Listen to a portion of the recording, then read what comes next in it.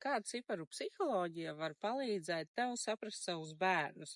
Astotnieki, tātad 8., 17., 26. datums, tieši strādīgi cilvēki, viņi iedziļināsies lietās, viņi gribēs izprast, un viņi jau no mazotnes arī labprāt uzņemsies atbildību, gribēs strādāt, viņi gribēs kontrolēt visu, māciet viņiem sadarboties ar citiem cilvēkiem, uzticēties. Un devītnieki, tātad 9., 18. un 27. datums, šie ir misijas bērni ar misijas apziņu, ļoti grib palīdzēt visiem, viņiem ļoti daudz enerģijas, sūtiet viņus sportā, arī saprātīgu adrenalīnu, tas ir viņiem nepieciešams ļoti, un māciet teikt nē, nepalīdzēt visiem pēc kārtas.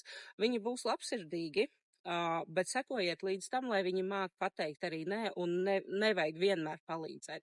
Droši raksti savus komentārus, ko tu par šo visu domā.